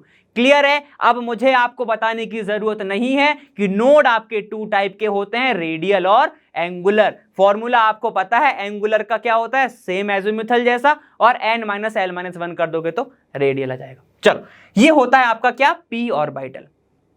क्लियर है ना? समझ में आ गया। चलो अब थोड़ा और आगे बढ़ते हैं। क्योंकि मैक्सिमम डेंसिटी यहां पर दो लोब्स में, मतलब अपोजिट लोब्स में है, इसलिए ये आपको कैसा दिखता है? डंबल शेप का दिखता है। कैसा दिखता है आपका? देखो डंबल शेप का दिख रहा है। अगर मैं इसको ऐसा बना दूं, ऐसा, ये देखो ऐसा, ठीक है, तो मैं इसको ऐसे पिक करूंगा डंबल की तरह। फिर आप सभी जानते हैं, जिम गए होंगे थोड़े बहुत या फिर डंबल देखा ही होगा, ऐसा ही दिखता है डंबल। तो यहां पर क्या होगा? इससे इस पर ये पर कोई भी इलेक्ट्रॉन नहीं होगा, वो नोड होगा। क्लियर है? चलिए, अब यहां पर L की वैल्यू क्या होती है? 1 होती है। M की वैल्यू कितनी होती है? 3 होती है। क्योंकि 3 वैल्यू है, क्योंकि 3 वैल्यू है, ध्यान से सुनो, क्योंकि 3 वैल्यू है, इसीलिए ये 3 एक्सिस में इसकी पॉसिबिलिटी है, 3 ओरिएंटेशन पॉसिबल है। एक तो px, एक py, एक pz। ये जारी की सारी चीजें पॉसिबल हैं। क्लियर है? देखो यहां पे क्या क्या दिख रहा है? एक आपको दिख रहा है एक्स एक्सिस, ये देखो एक्स एक्सिस। ये दिख रहा है आपको कौन सा? Y axis. और ये दिख रहा है आपको जेड एक्सिस। ठीक है, अगर मैं बनाना चाहूं तो मैं कैसे बना सकता हूं? इसको हटा दूं, ठीक है, तो चलो इसको छोटे में बना लेते हैं। वैसे नहीं, हटा ही देता हूं। तो यहां पे मैं इसको हटा रहा हूं, ठीक है। देखो कैसे बना सकता हूं मैं? ये हो गया एक एक्सिस वाई, ये एक्स और ये जेड।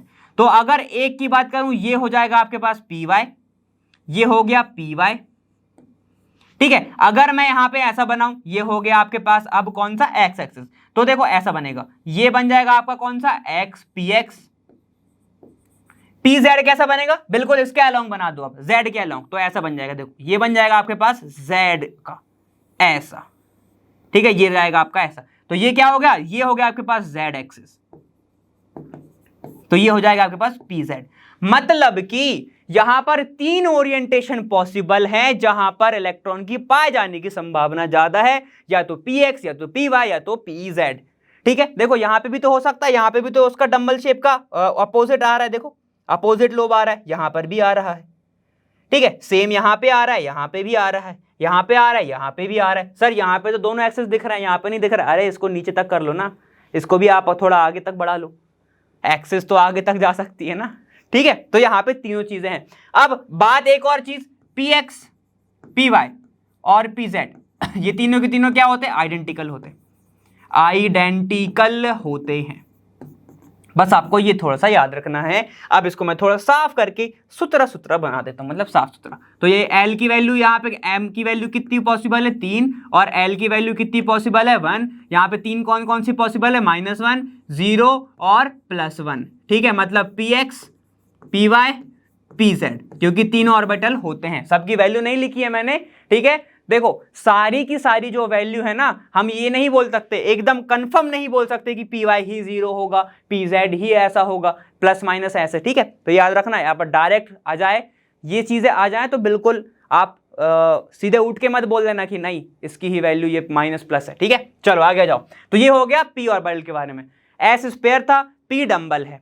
एस में हर जगह पॉसिबिलिटी इलेक्ट्रॉन के पाने की संभावनाएं थी, लेकिन पी में क्या है? अपोजिट लोब्स में है, दो अपोजिट जो लोब्स हैं वहीं पर पॉसिबिलिटी है इलेक्ट्रॉन की पाए जाने की, ठीक है। और बीच में उसका क्या होता है? नोड होता है। आगे आ जाओ, डी की बात करो। यहां पे क्या है? The D sub shell has 5 possible orientation, 3 of the 5 are identical in shape and point in between the mutual perpendicular the axis, the remaining 2 point along the axis. क्या बोलना चाह रहा है?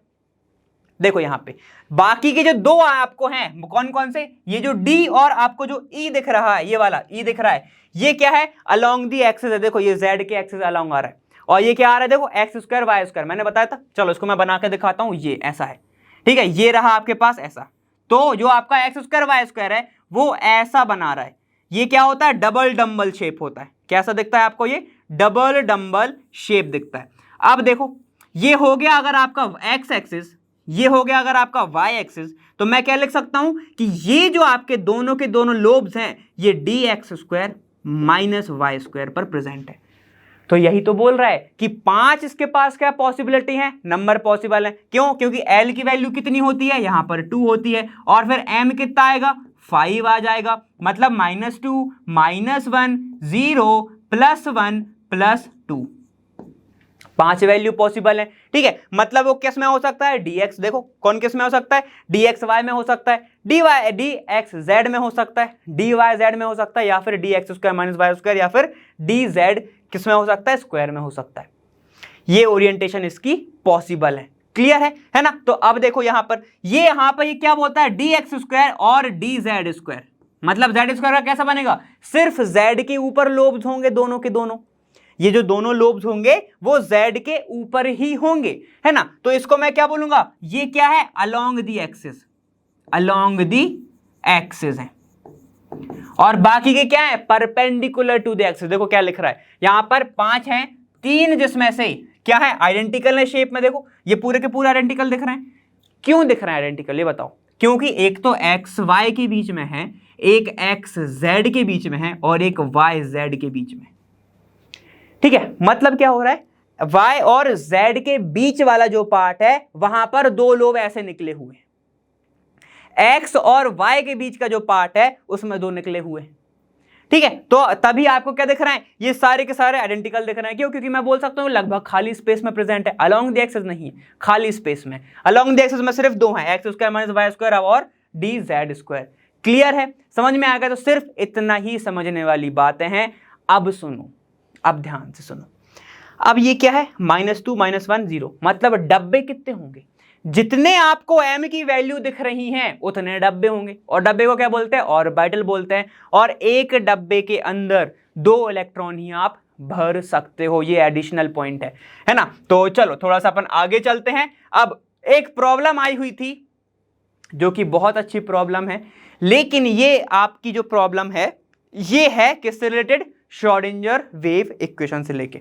अब मैंने वहां पर क्यों नहीं करा है, बिल्कुल से दिमाग में आ रहा होगा, क्योंकि आपको एन एल जो है वहां पर इतने अच्छे से कंफर्म नहीं होगा जितना आपको अभी हो चुका है ना। वापस से रिवाइज करेंगे एक बार और, बिल्कुल शॉर्ट में देखेंगे, लेकिन ये वाला अपन थोड़ा सा क्वेश्चन देखते हैं। बहुत अच्छा क्वेश्चन है ये वाला, एडवांस में आया हुआ है। ठीक है, तो ये वाला जो क्वेश्चन है मैं लिखना भूल गया हूँ, लेकिन ये जो है जेईई में आया हुआ है। ठीक है, जेईई एडवांस का क्वेश्चन है, ये पुराने वाला है ना। चलो क्या बोल रहा है, द वेव फंक्शन, क्या बोल रहा है, द वेव फंक्शन साई, ठीक है ये साई हो गया, is a mathematical function whose value depends on the spherical polar coordinates r, theta और फाई। ठीक है, of the electron and the characterized by the quantum number n l और m1। ठीक है, n l और m1 मतलब azimuthal, quantum number, आपका principal और मैग्नेटिक। ठीक है, hence r is the distance from the nucleus is correlated phi azimuthal in the mathematical function given in the table z in atomic number। ये पूछना क्या चाह रहा है, देखो इनने क्या करा ना, पूरा वेव फंक्शन की डेफिनेशन इसको दे दी है। थोड़ा आगे चलते हैं, ये थे कॉलम। देखो क्या पूछना चाह रहा है, वो सिर्फ पूछना चाह रहा है भाई कि ये इसने पूरा का पूरा दे दिया है ना, r क्या है z क्या है ये बता दिया, अब आपको मैच द फॉलोइंग करनी है, इतना पूछ रहा है। आगे देख लेते हैं, ये जो बहुत बड़ा क्वेश्चन था तो मैंने इसको अलग अलग पार्ट में लिखा है।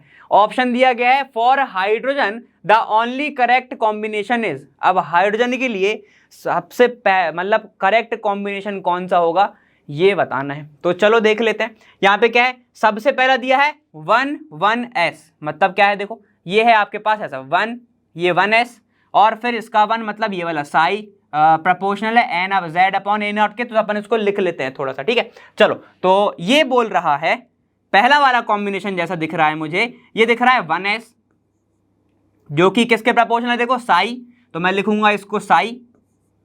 ठीक है, साई प्रोपोर्शनल है जेड अपॉन ए नॉट के 3/2 और माइनस जेड आर। चलो ठीक है लिख लेते हैं। मुझे दिख रहा है जेड अपॉन ए नॉट के, और यहां पे मुझे दिख रहा है फिर 3/2 E minus Z upon r upon a naught, वापिस से है, ऐसा ही है। चलो ऐसा ही है ना। ठीक है, तो ये प्रोपोर्शनल है इसके, क्या ऐसा है, मतलब जो 1s की वैल्यू है क्या ये इसके इक्वल होगी? तो मैंने क्या बताया था कैसे निकालोगे। इसमें देखो क्या रेडियल नोड आपको दिख रहे हैं, क्या आपको यहां पर रेडियल नोड दिख रहा है?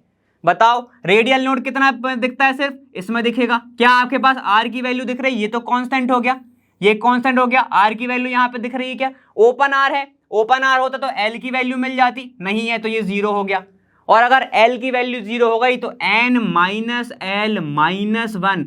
और क्या आपके पास यहां पर रेडियल नोड्स में पॉलिनोमियल आर है, इसको भूल जाओ, ये ई का फंक्शन है, ई का फंक्शन है, इसको काउंट नहीं करेंगे। क्या इसके बाहर कोई आर दिख रहा है? सर कोई भी आर नहीं है, तो ये भी क्या हो जाएगा? जीरो हो जाएगा। तो एन इज इक्वल टू अगर माइनस जीरो है और n is equal to minus one, तो एन की वैल्यू क्या आ गई? वन आ गई। समझ पाए मतलब क्या बोला मैंने? देखो ये क्या बताता था हमारा? ओपन आर, मतलब कि आउटसाइड अगर कोई आर प्रेजेंट है तो। ये फंक्शन में प्रेजेंट है, इसमें मत कंफ्यूज हो जाना, ठीक है। अब यही क्या बताता था हमारा कि कोई पॉलिनोमियल आर है या नहीं, पॉलिनोमियल आर है या नहीं ये बताता था, ठीक है। तो यहां पर क्या पॉलिनोमियल आर दिख रहा है? वो भी नहीं दिख रहा, तो ये पूरा का पूरा क्या हो गया? देखो जीरो हो गया। अगर एल की वैल्यू पुट करूंगा तो इस इक्वेशन से एन की वैल्यू क्या आ गई? वन आ गई। और देखो क्या हो गया? एल जब जीरो है तो ये एस हो गया, और n is equal to one है तो ये वन एस हो गया, ठीक है। तो ये दोनों के दोनों कॉम्बिनेशन ये वाले बैठ रहे हैं। अब एस वाला क्या है भाई? एस वाला बोल रहा है ये है आपका एस, ठीक है। यहां पे ये कैसा होगा? पी क्यू आर और ये एस है ना। तो क्या बोल रहा है? Energy needed to excite electron from N2 state और N4 state is 27/32 times the electron energy needed to excite electron from N2 से N6। अब ये तो आपको सॉल्व करना पड़ेगा, तो कैसे सॉल्व करेंगे इसको? चलो कर लेते हैं। ई की वैल्यू प्रपोर्शनल होता है, मैं लिख सकता हूं क्या? ई जो होता है वो प्रपोर्शनल होता है किसके? Are 1/n1 square minus 1/n2 का स्क्वायर से, है ना। लिख देता हूं, आर की वैल्यू मैं पुट करूंगा, वही आ जाएगा आपका 1097678, वही है, ठीक है। चलो अब यहाँ पे इसको अपन को सॉल्व करना है, तो मैं इसको प्रपोर्शनल लगा रहा हूं अभी तो, है ना, क्योंकि ये प्रपोर्शनल ही होता है ना। बाकी की वैल्यू मैंने अभी पुट नहीं करी। अब पहला वाला वो बोल रहा है कि अगर आपका जो इलेक्ट्रॉन जा रहा है एक्साइट होता है किससे? n की पावर 2 से लेके 4 तक, तो n की वैल्यू क्या हो गई? देखो स्टार्ट कहां से कर रहा है? एक्साइट हो रहा है, स्टार्ट कर रहा है वो 2 से, तो n की वैल्यू हो गई 2। तो यहां पे मैं पुट कर रहा हूं n1 की वैल्यू, तो ये हो जाएगा n1 की वैल्यू हो गई 2 और n2 की वैल्यू है क्या हो गई? 4। समझ पाए मतलब क्या बोल रहा है? जो इलेक्ट्रॉन एक्साइट हो रहा है कहां से हो रहा है? वो हो रहा है आपके इलेक्ट्रॉन नंबर पहला वाला शेल कौन सा है? 2 है, मतलब मैं बोल सकता हूं बाल्मर सीरीज से ऊंचा कर रहा है ना। चलो देखो, तो ये क्या हो जाएगा? E is equal to r 1/4 लिख दूं डायरेक्ट, 2 का स्क्वायर है ना, माइनस 1 ये कितना हो जाएगा? 16 लिख दूं डायरेक्ट, ठीक है। तो ये कितना हो जाएगा? ये तो हो जाएगा आपके पास, अगर मैं इसका निकालूंगा तो ये हो जाएगा 16, है ना। 16 ही तो आएगा, है कि नहीं? 4 4 4 4 4 4, चलो ठीक है। तो ये कितना जाएगा? 4 माइनस 1, तो ये हो जाएगा 3/16, ये हो गया 3/16। ये कहां से आ गई? ई की वैल्यू आ गई जब 2 से लेके 4 तक वो जा रहा था, ठीक है। चलो अब दूसरा देख लेते हैं। दूसरा कौन सा है हमारा? दूसरा है जब वो जा रहा है कहां से लेके? 2 से लेके 6 तक। जब अगर वो जाएगा n की वैल्यू हो गई 2 और n1 की, और n2 की वैल्यू हो गई 6, तो पुट करेंगे E जो है वो प्रपोर्शनल हो जाएगा किसके? R 1/n1 square minus 1/n2 का स्क्वायर। n1 कितना है? n1 है 2, तो हो जाएगा 1/4 माइनस 1/36 लिख सकता हूं डायरेक्ट। तो देखो प्रपोर्शनल E के चल रहा है, तो देखो ये क्या हो जाएगा? ये भी आपका लगभग 36 ही आएगा क्या? ठीक है, तो इसको तो निकाल ही सकते हैं, तो इसको मैं लिख लूंगा 36, ये 4, चलो निकाल के देख लेते हैं इसको कितना आएगा। लगभग 36 ही आएगा इसका, ठीक है। तो ये हो जाएगा आपके पास, देखो इसको अगर सॉल्व करोगे तो कितने टाइम जाएगा? ये जाएगा आपका 12 टाइम। लिख सकता हूं क्या? 12 टाइम कैसे जाएगा सर? 12 टाइम कैसे दिख रहा है आपको? ये जाएगा 9 माइनस ये हो जाएगा आपके पास 1, तो ये हो जाएगा 8/36, 8/36, ठीक है। तो ये हो जाएगा E की पावर जब 2 से लेके 6 तक गया। अब क्या करना है? डिवाइड कर दो ना, रेशियो, क्योंकि टाइम्स पूछा है हमसे। तो E जो है जब 2 से लेके 4 तक जा रहा था, डिवाइड बाय E जो है जब 2 से लेके 6 तक जा रहा था। देखो क्या आ जाएगा? ये हो जाएगा आपके पास 3/16 इंटू इंटू क्यों करा, ऊपर लेके जा रहा हूं, तो ये उल्टा हो जाएगा 36 डिवाइड बाय 8, 36 डिवाइड बाय 8। ठीक है, इसको सॉल्व कर सकते हैं। तो देखो ये कितना टाइम दिख रहा है मुझे, 8, और यहां पे मैं काट रहा हूं तो ये हो जाएगा 4 टाइम, ये चला जाएगा आपका कितना टाइम, 1 8 टाइम, है ना। और फिर इसको काट सकते हैं कितना, 16, ये हो जाएगा आपका 8 टाइम, ये हो गया आपका 9 टाइम। ठीक है, तो 27 डिवाइड बाय कितना दिख रहा है, देखो 27 डिवाइड बाय मुझे दिख रहा है 32, क्या ये आ रहा है, क्या ये देखो आ गया 27 डिवाइड बाय 32, मतलब कि ये वाला ऑप्शन पूरा सही है। क्या है ये ऑप्शन, देखो 1 और ये पूरा का पूरा ऑप्शन सही है, फर्स्ट वाला। क्लियर है, ऐसा क्वेश्चन पूछता है जेईई में, थक गए, ऐसे होता है। ठीक है, तो चलो एक बार वापस से थोड़ा सा क्वेश्चंस पे नजर डालते हैं। क्या था हमारा, वापस से देखो, ये इसने पूरा क्या करा था, इसने थोड़ा पूरा एक्सप्लेन कर दिया कि क्या क्या चीजें प्रेजेंट है। ठीक है, चलो अब आपको ये क्या करना था, मैच द कॉलम करना था। पहला ऑप्शन क्या दिया, हाइड्रोजन के लिए करना था, करेक्ट कॉम्बिनेशन देखना था। अब पहला वाला क्या है, पहला वाला था 1s मैच कर रहा है इसके साथ, तो अपन इसको डिकोड कर सकते हैं। क्यों, क्योंकि r जो है सिर्फ यहीं पर प्रेजेंट है और ये e का फंक्शन है, e का फंक्शन r है, तो इस r से हमें कोई मतलब नहीं। अगर r बाहर होता तो मतलब होता, बाहर मतलब ओपन होता, ओपन होता तो l की वैल्यू आती, और अगर पॉलिनोमियल होता तो n माइनस l माइनस 1 की वैल्यू आती। क्योंकि ये दोनों ही नहीं थे तो n की वैल्यू यहां से 1 निकल के आ जाएगी और ये 1s हो जाएगा। तो ये दोनों के दोनों क्या हो रहे हैं, बैठ रहे हैं साथ में। अब देखो फिर क्या बोला उसने, एनर्जी वाला। अब एनर्जी वाले के लिए आपको कुछ ना कुछ तो करके निकालना ही पड़ेगा भाई, है कि नहीं। एनर्जी वाले के लिए कुछ नहीं कर सकते, तो उसको एनर्जी वाले के लिए आपको क्या करना पड़ेगा। क्यों ये वाला फॉर्मूला क्यों लगाया, क्योंकि भाई वो वहां से ना उठ के जा रहा था दूसरे साइड, वहां से क्या हो रहा था, वो एक्साइट होकर दूसरे ऑर्बिट पे जा रहा था, इसलिए अपन को ये वाला फॉर्मूला इधर लगाना पड़ा। क्लियर हो गया, समझ में आ गया। तो ऐसे आपको क्वेश्चंस आते हैं, और ऐसा वाला क्वेश्चन 2 बार आ चुका है। एक बार हीलियम के लिए आया था, He+ के लिए आया था, ठीक है, और एक बार हाइड्रोजन के लिए आया, जो मैंने आपको अभी सॉल्व करा है। ठीक है, समझ में आ गया। मतलब क्या पता चल रहा है इससे, कि वेव फंक्शन से क्वेश्चन आता है, या तो ग्राफ से आएगा या तो इससे आएगा। ठीक है, ये जेईई का क्वेश्चन है एडवांस का, ठीक है, बार बार याद दिला रहा हूं। क्लियर है, चलो इसको लिखना चाहो नोट करो, पानी यानी पियो, फिर आगे चलते हैं। अब देखो श्रोडिंगर वेव इक्वेशन के बारे में अपन ने जस्ट यहां तक आपको सारा कॉन्सेप्ट श्रोडिंगर वेव इक्वेशन का भी क्लियर हो गया होगा, और क्वांटम अपन ने जो नंबर पढ़े हैं चारों के चारों वो तो एकदम ही क्लियर हो गए होंगे। ठीक है, अब नेक्स्ट है आपका कौन सा, अफवाहू प्रिंसिपल। अब ये क्या बताता है, ये बताता है कि आपको इलेक्ट्रॉन की फिलिंग किस हिसाब से करनी है, इस प्रिंसिपल के अकॉर्डिंग अपन चलते हैं। ठीक है, ये देखो क्या बोल रहा है, in a ground state of atom. Ground state मतलब कि जैसे कि आप पीरियोडिक टेबल में देखते हो ना, एलिमेंट ऐसा रखा हुआ है, जैसे Z है, जैसे कि मैं बात करूं हाइड्रोजन है तो हाइड्रोजन को ऐसे रखेंगे अपन, हीलियम को ऐसे रखेंगे।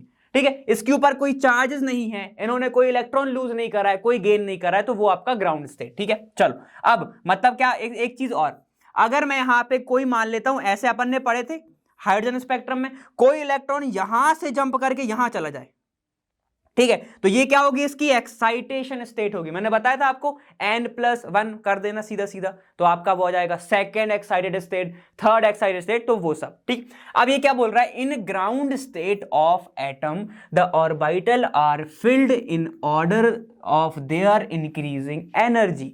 ठीक है, क्या बोल रहा है, फिर से सुन लो, कि कोई भी ग्राउंड स्टेट में, कोई भी एटम अगर ग्राउंड स्टेट में है, ठीक है, तो द ऑर्बिटल जो होते हैं, ऑर्बिटल कौन से भाई, s p d f, मतलब उसके जो डब्बे की बात चलती है ना, s के पास क्या है, एक बॉक्स है, ठीक है, p के पास कितने ऑर्बिटल हैं, 3 हैं। ठीक है, तो अब इनकी फिलिंग कैसे करोगे इलेक्ट्रॉन में, किसके बेस पे करेंगे, इंक्रीजिंग ऑर्डर ऑफ, किस करेंगे, एनर्जी के बेस पे करेंगे। ठीक है, इंक्रीजिंग ऑर्डर ऑफ एनर्जी के बेस पर यहां पर इलेक्ट्रॉन की फिलिंग होती है।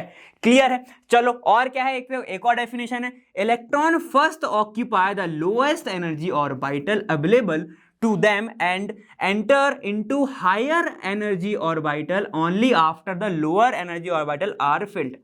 क्या बोलना चाह रहा है, यहां पर बोल रहा है कि अगर यहां पे आपका ये वाला इलेक्ट्रॉन यहां पर फिल हो चुका है, ध्यान से, उसके बाद ही वो दूसरे पे जाएगा। इसको नहीं समझेंगे अच्छे से, ठीक है, अभी इसको छोड़ो। अभी देखो यहां पर इसके अकॉर्डिंग चलता है, पहले 1s में जाएगा, फिर किस में जाएगा, फिर 2s में जाएगा, फिर 2p 3s में जाएगा, फिर 3p 4s में जाएगा, फिर किस में जाएगा, 3d 4p में जाएगा। अब देखो कंफ्यूजन कहां पर आ जाती है, ध्यान से सुनना। फिलिंग किस बेस पर होगी, फिलिंग होगी एनर्जी के बेस पर। फिलिंग किसके बेस पे होगी, एनर्जी के बेस पर, ठीक है। अब ये जो अफवाहू प्रिंसिपल है ये पूरा का पूरा एक फॉर्मूले पे चलता है, n+l रूल पर, n+l रूल पर। इसकी वैल्यू अगर ज्यादा है, इसकी वैल्यू अगर ज्यादा है, आप उसको पहले भरोगे। समझ में आ गया, ठीक है। मतलब पहले इंक्रीजिंग ऑर्डर क्या होता है, छोटे से बड़ा, ठीक है। तो अगर इसकी वैल्यू ज्यादा तो क्या करोगे, देखो सबसे पहले भरा जाएगा 1s, फिर 2s, अभी सीधा ऑर्डर लिख के दिखा रहा हूं मैं, 3s 4s 5s, ठीक है, ऐसे मान के चलते हैं, ठीक है। इसके बाद तो p आने लगता है वैसे 2 के बाद, लेकिन मैंने अभी लिखा नहीं है, ठीक है। अभी ध्यान से सुनो, अगर मैं यहां से n+l रूल से एनर्जी निकालना चाहूं तो क्या हो जाएगा, देखो n की वैल्यू कितनी दिख रही है, 1 दिख रही है, मैंने अभी कराया था। n मुझे 1 दिख रहा है और s में l की वैल्यू क्या होती है, 0 होती है, तो इसका एनर्जी कितना आ गया, 1 आ गया।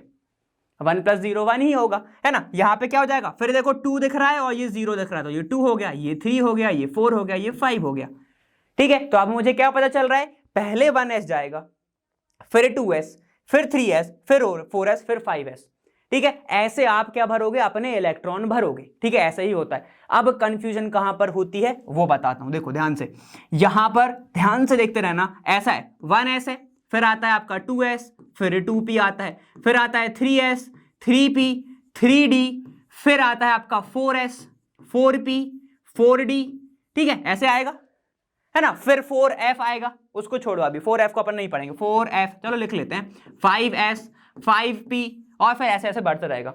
अब जरा इसको अरेंज करके दिखाओ n+l रूल के अकॉर्डिंग, n+l रूल के अकॉर्डिंग। देखो कहीं कहीं फंस जाओगे तुम, मैं खुद बता रहा हूं, मैं भी फंस जाऊंगा अगर मैं इसको पहली बार कर रहा हूं तो। देखो अब यहां पर क्या है, 1 इसके अकॉर्डिंग अपन भरते हैं, एनर्जी के अकॉर्डिंग। तो यहां पर तो मुझे पता है, अभी निकाला था, इसकी वैल्यू 1 आएगी, इसकी वैल्यू 2 आएगी। अब देखो इसका कितना आएगा, इसमें 2 आपको दिख रहा है, n की वैल्यू 2p है तो 2 दिख रहा है, और p की वैल्यू l के लिए क्या होती है, 1 होती है, तो इसको मैं लिख दूं डायरेक्ट 3।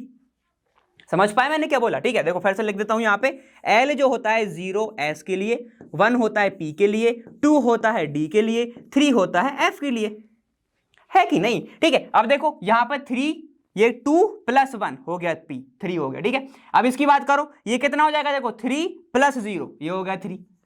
अब फंस जाओगे, अब यहां फंस जाओगे, क्यों, ये दोनों एनर्जी सेम आ गई। अब किसको पहले भरोगे, अब किसको पहले भरोगे, फंस जाएंगे ना ऐसे में। अब इसके लिए मैं आपको आगे बताता हूं, चलो अब इसको आगे और सॉल्व कर लेते हैं। ये 3p है तो इसको मैं 4 लिख दूं डायरेक्ट, p मतलब 1 ही होता है, और d मतलब क्या होगा, 2 होगा, तो यहाँ पे 5 लिख दूं, 3 + 2 हो जाएगा वो, ये कितना होगा 4 हो जाएगा, ये आपका फिर से 5 हो जाएगा, ये आपका हो जाएगा कितना 6 हो जाएगा। d की वैल्यू कितनी होती है, देखो 2 होती है ना। 4f की वैल्यू 3, तो यहां पे लिख दूं 7, फिर आगे बढ़ते जाएंगे तो फिर ये हो जाएगा आपके पास 5 हो जाएगा 6। अब ध्यान से देखते रहो, अगर मैं इसको अरेंज करना चाहूं तो कैसे करूंगा, पहले हमारा क्या भरेगा 1s, ठीक है। फिर देखो 2 है क्या, किसी की वैल्यू नहीं है, इसकी ही है, तो फिर क्या भरेगा 2s। अब यहां पर ध्यान से देखना, देखो हाईलाइटर सिलेक्ट कर रहा हूं, इन दोनों को मैं हाईलाइट कर रहा हूं, इसको और इसको। अब इन दोनों की जो वैल्यू है वो 3 और 3 आ रही है। अब क्या करोगे भाई, अब तो फंस गए सर, अब कैसे करेंगे इसको सॉल्व, जरा बताओ, दिमाग लगाओ। देखो अब प्रिंसिपल आपका energy level, principal energy level या फिर शेल क्या बोलता था, देखो एनर्जी उसकी ज्यादा होगी जिसका नंबर ऑफ शेल ज्यादा होगा, प्रिंसिपल नंबर ज्यादा होगा, ठीक है। तो देखो क्या बड़ा है, 3 बड़ा है या 2 बड़ा है, 3 बड़ा है ना। मतलब यहां पर n की वैल्यू क्या दिख रही है आपको, देखो n की वैल्यू यहां पर ज्यादा बड़ी है, इस वाले में दिख रहा है, ये कितना है 3 है, और यहां पे n की वैल्यू क्या है 2 है। तो सबसे पहले कौन सा भरा जाएगा, पहले भरेंगे हम कौन सा, देखो पहले हम भरेंगे 2p, फिर आएगा उसके बाद 3s, फिर आएगा 3s। क्लियर है, क्यों, क्योंकि जो एनर्जी होती है वो डायरेक्टली प्रोपोर्शनल होती है n की वैल्यू के ऊपर, ठीक है। मतलब एनर्जी जितनी ज्यादा होगी उतना ही ज्यादा आपका क्या होगा, प्रिंसिपल क्वांटम नंबर होगा, या फिर n की वैल्यू होगी, या फिर उल्टा बोल सकते हो ऐसे करके कि जितना नंबर ऑफ ऑर्बिट बढ़ते जाएंगे वैसे वैसे एनर्जी भी बढ़ते जाएगा। मतलब क्या बोलूं, जितना आपका ये देखो ये न्यूक्लियस है, यहां पर ऑर्बिट्स हैं, ठीक है, ये आपका हो गया, तो ये क्या हो गई, n की वैल्यू 1 हो गई, n की वैल्यू ये 2 हो गई, ये हो गई आपकी n की वैल्यू 3 और लास्ट वाला n की वैल्यू 4। अभी बताया था मैंने आपको।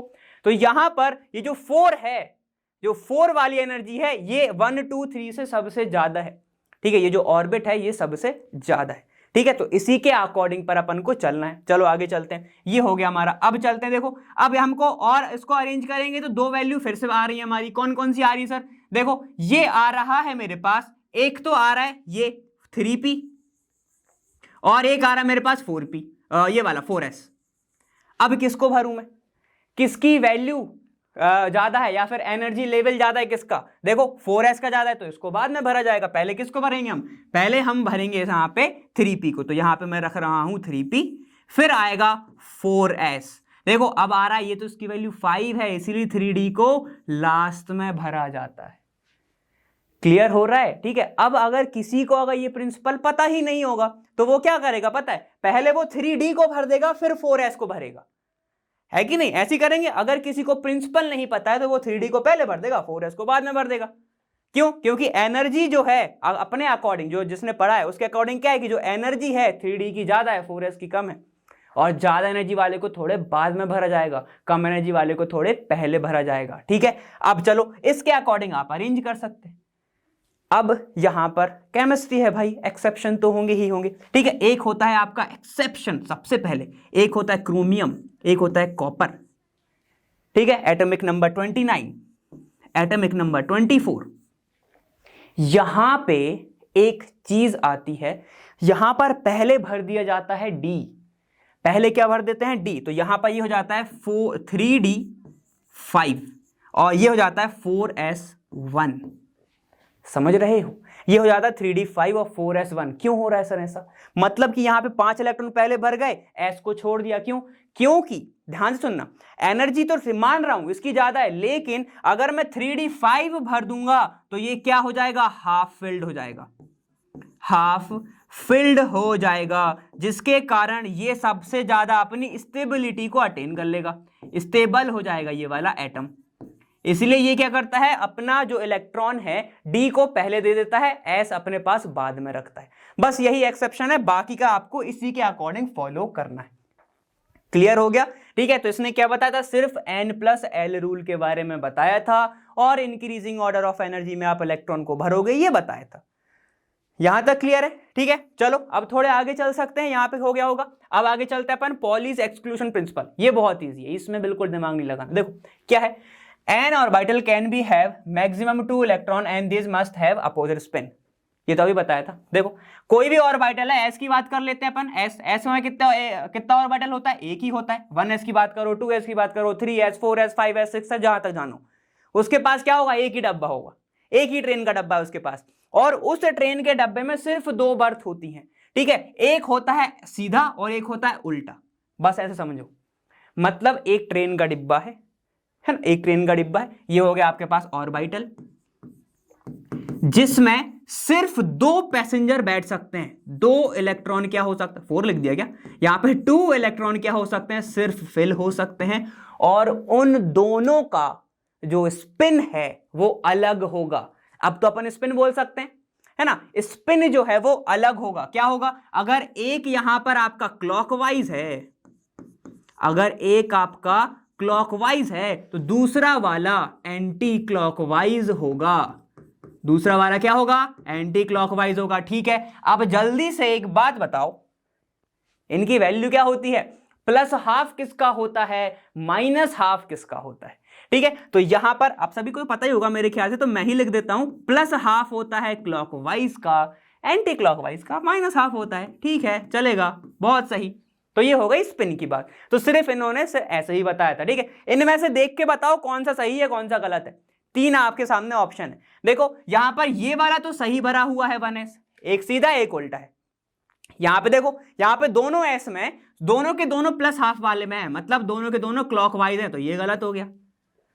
नेक्स्ट वाला देखो, यहां पर अपोजिट स्पिन दिख रही है। देखो ये ऊपर है ये नीचे है, ये ऊपर है ये नीचे है। हाँ जी, तो ये वाला आपका सही हो गया। यहां पे देख लो, यहां पर क्या है, ये जो दोनों एक ऊपर है एक नीचे, तो ये वाला तो सही है, लेकिन 2s की बात कर रहे हैं तो ये दोनों के दोनों नीचे देख रहे हैं। अब ऐसा ही क्यों हो रहा है कि सिर्फ 2s वाले उल्टे सीधे देख रहे हैं, 1s में देखो पूरा परफेक्ट चल रहा है, समझ रहे हो। तो यहां पर जो आपका ऑप्शन अगर आ गया ऐसा वाला, बहुत ईजी वाला है, तो मुझे मेरे ख्याल से ये बेसिक क्लियर करने के लिए अच्छा है, लेकिन क्वेश्चन यहां से तो कम ही बनेगा, ठीक है। तो ये वाला आपका आंसर हो जाएगा, दिख रहा है ना, अपोजिट स्पिन। चलें आगे, ठीक है। इसने सिर्फ इतना ही बताया था कि अपोजिट स्पिन होगा, क्योंकि क्या है था ना, सब लोग बोल रहे थे कि यार कुछ ना कुछ तो सब कोई दे रही है, तो पॉली ने बोला मैं भी कुछ दे देता हूं ठीक है, ऐसा हो गया। चलो आ जाओ, अब है हुन्स रूल। हुन्स रूल क्या बोलता है? हुन्स रूल बोलता है pairing of electron in an orbital belonging to the same subshell P, D और F, ठीक है, does not have same place until each orbital belonging to that subshell has got one electron each. It means it is singly occupied. ठीक है, नहीं आया समझ में? मेरे को भी नहीं आया, मैं समझाता हूं। देखो मैं ही खुद बताता हूं। यहां पर अगर मैं बात कर रहा हूं P की, ठीक है, ऐसा 3 होंगे उसमें। अब तो पता है आपको Px, Py, Pz होगा। M की वैल्यू जल्दी से कमेंट में लिख दो, यहां पे क्या होगा, ठीक है। ये देखो ऐसा है, इनने बोला आप दूसरा वाला इलेक्ट्रॉन जब तक नहीं भर सकते जब तक ये क्या ना हो जाए, एक एक सिंगल ऑक्यूपाइड ना हो जाए ऑर्बिटल में, ठीक है। और पेयरिंग कब करेंगे सर? जब यहां पे ये जो ऑर्बिटल आपको दिख रहा है, जब अगर ये हाफ फिल्ड हो गया, अगर ये हाफ फिल्ड हो गया, उसके बाद पेयरिंग करना स्टार्ट करेंगे। कैसे करेंगे? मान लो हमारे पास है P4 इलेक्ट्रॉन, P4 है, ठीक है, 4 इलेक्ट्रॉन है P के पास। टोटल हो कितने सकते हैं? 6 हो सकते हैं। क्यों? क्योंकि हर एक ऑर्बिटल में दो इलेक्ट्रॉन आ सकते हैं, और इसके पास 3 ऑर्बिटल हैं, तो 3 × 2 मतलब 6 इलेक्ट्रॉन आपके पास फिल हो सकते हैं P में। लेकिन अभी एग्जांपल लेके चल रहा है, हमारे पास सिर्फ 4 इलेक्ट्रॉन हैं P के अंदर। तो कैसे फिल करूंगा? पहले तो मैं ऐसे भरूंगा, सबको हाफ फिल्ड करूंगा, उसके बाद अगर मेरे पास जो एक्स्ट्रा इलेक्ट्रॉन आ रहा है उसको मैं अपोजिट स्पिन से भरूंगा, अपोजिट स्पिन से भरा जाएगा। क्लियर हो गया? ठीक है। क्या मैं इसको ऐसे रख सकता हूं सर? देखो कि यहां पे मैंने क्या करा, इन दोनों को ऐसे पेयर कर दिया, इन दोनों को ऐसे पेयर कर दिया, ये भी तो 4 इलेक्ट्रॉन जा रहे हैं। नहीं, ऐसे नहीं करेंगे। क्या बोल रहे हैं हमारे? ये बोल रहे हैं कि भैया पहले उनको सिंगल सिंगल फिल करो, उसके बाद करना। तो क्या सर, ठीक है, चलो ऐसे कर दूं क्या? मैं इसको एक कर दे रहा हूं और बाकी को 2 को ऐसे रख दूंगा। क्या ये कर सकता हूं? फिर एक को इधर रख दूंगा? नहीं, ऐसे नहीं। पहले पूरा सिंगल, फिर उसके अकॉर्डिंग धीरे धीरे धीरे आगे बढ़ो। पहला ये वाला स्टेप पे आओ, फिर ये वाले स्टेप पे आओ, फिर ये वाले स्टेप पे आओ। ठीक है। तो ये कौन थे? हमारे हुन्स थे। ये हमारे हुन्स ने बोला था। देखो फिर से पढ़ लेते हैं। पेयरिंग ऑफ इलेक्ट्रॉन, ये दिख रहा है, pairing of electron in orbital, ये आपको ऑर्बिटल दिख रहा है, टू द सेम सबशेल, इसी सबशेल के अंदर। सबशेल मतलब पता ना, sp या d वो सब है ना। Does not take place until each और, अच्छा ये बताओ इनने s क्यों नहीं लिया? pdf की क्यों बात कर रहा है? बताओ, pdf की ही क्यों बात कर रहा है? इस ब्रैकेट के अंदर s क्यों नहीं है?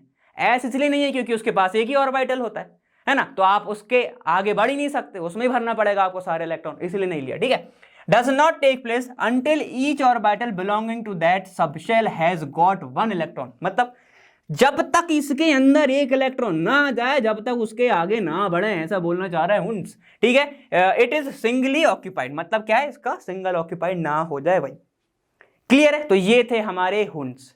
यहां पे क्लियर हो गया आपके लिए। ये तो एकदम बेसिक है, एकदम बेसिक। ये आपके पास फिर ये और ये वाला, ठीक है। इस अगर ये आपको समझ में नहीं आएगा ना, तो आप फिलिंग नहीं कर पाओगे और फिर एक्सेप्शन फिर नहीं पहुंच पाओगे। इसीलिए इसको थोड़े ध्यान से समझना कि कैसे इलेक्ट्रॉन को फिलिंग करते हैं, कैसे फिल होता है। फिर उसके बाद क्योंकि आपका अगला जो चैप्टर आएगा वो बॉन्डिंग से रिलेटेड आएगा, उसमें मेटेलिक बॉन्ड वगैरह आ गया, तो अनपेयर्ड इलेक्ट्रॉन का भी उसमें बहुत खेल होता है, लोन पेयर का भी खेल होता है। वो सारी की सारी चीजें मैं बताऊंगा, लेकिन आपको ये चीजें पता होनी चाहिए ही चाहिए। क्लियर है? ठीक है। तो फिर से एक बार पढ़ लेते हैं, वापस से चलते हैं, अपन ने क्या क्या देख लिया। ठीक है, चलो आ जाओ पीछे पीछे पीछे। ये अपन यहां से देखते हैं। देखो principal quantum number, principal quantum number n से शो करते हैं। क्या बताएगा? शेल बताएगा। ठीक है, बस इतना जानो अभी। चलो अब एजिमुथल क्वांटम नंबर, बिल्कुल प्रिंसिपल क्वांटम नंबर पे वो क्या करेगा? डिपेंड करेगा। क्यों? क्योंकि n-1 होता है। अब ये बताओ, किसी के पास कोई घर ही नहीं है तो वो रह ही नहीं पाएगा, तो जो घर है वही तो प्रिंसिपल क्वांटम नंबर है, तो फिर कमरे की तो बात ही छोड़ दो, है ना। ठीक है, तो जो आपका एजिमुथल क्वांटम नंबर है वो वही है, किस पे डिपेंड करेगा, प्रिंसिपल पे करेगा। फॉर्मूला क्या होता है, n-1 होता है। ठीक है, आगे चलेंगे। आगे आता है आपका कौन सा, magnetic quantum number. Magnetic quantum number क्या होता है, जो कि डिपेंड करता है एजिमुथल पे, और एजिमुथल कर रहा है प्रिंसिपल पे, तो मतलब ये तीनों के तीनों क्या है, आपस में रिलेटेबल है। क्यों, कैसे डिपेंड कर रहा है सर, 2l+1 इसका क्या होता है, फॉर्मूला होता है ना। 2l+1 क्या बताता है, यहां पे बताता है ओरिएंटेशन। ओरिएंटेशन मतलब कि कितनी एक्सिस उसके अंदर हो सकती है। पी के पास क्या होता है, एक्स वाई जेड होता है। डी के पास हमने देखा, देखो क्या होता है, डी एक्स डी वाई, ठीक है, डी जेड ऐसा होता है, फिर D X square minus Y square, और फिर होता है डी जेड स्क्वायर। ये 5 एक्सिस उसके पास होती हैं, वहां पे कोई भी इलेक्ट्रॉन प्रेजेंट हो सकता है, ये बताया था किसने, मैग्नेटिक क्वांटम नंबर ने। स्पिन ने क्या बताया था, अब भाई वो इलेक्ट्रॉन जो अगर किस कमरे में है वो मोशन क्या कर रहा है, वो घूम कैसा रहा है, तो ये किसने बताया था, स्पिन ने। अगर सीधा घूमेगा, क्लॉकवाइज घूमेगा तो प्लस हाफ, नहीं घूमेगा तो माइनस हाफ, है ना। आगे आ जाते हैं, चलो अब आगे अपन ने डिस्कशन करा था शेप के लिए, सबसे ज्यादा probability of finding an electron s में होती है, इसलिए वहां पर 1s के अंदर कोई भी नोड नहीं होता है। लेकिन अगर अपन आगे बढ़ते हैं 1s से थोड़ा और दूर जाते जाते हैं, लेकिन मैं क्या कर रहा हूं, मतलब कि डिस्टेंस बढ़ा रहा हूं मैं, और प्रिंसिपल क्वांटम नंबर से भी अपन क्या निकाल सकते हैं, डिस्टेंस, एवरेज डिस्टेंस। क्यों, दूरी निकाल सकते हो ना तुम, ऑर्बिट किस में है ना। तो वहां पे अपन को एक डिस्टेंस बढ़ा रहा हूं, तो इलेक्ट्रॉन डेंसिटी में डिफरेंस आता है। इलेक्ट्रॉन डेंसिटी जो है 2s के अंदर एक नोड आता है, मतलब वहां पर एक ऐसा एरिया होगा जहां पर इलेक्ट्रॉन है ही नहीं, उसको अपन नोड बोलते हैं। ठीक है, तो ये अपन ने एस में डिस्कस करा था। आगे चलते हैं, पी की बात करें, पी में एल की वैल्यू कितनी होती है, 1 होती है। मैग्नेटिक क्वांटम नंबर की वैल्यू कितनी हो गई, 3। और अपना मैग्नेटिक क्वांटम नंबर कैसे जाता है, -l to l जाता है ना। तो -l to अगर l की मैं बात करूंगा तो -1 0 +1, यही हो जाएगा आपका px py pz। अगर आपसे कोई पूछ ले -1 0 और +1 किस किस की वैल्यू है, तो हम स्पेसिफिक नहीं बता सकते, अभी कुछ कंफर्म नहीं है, हम नहीं बता सकते, आप डायरेक्ट बोल के आ जाइएगा। क्लियर, चलो आ गया।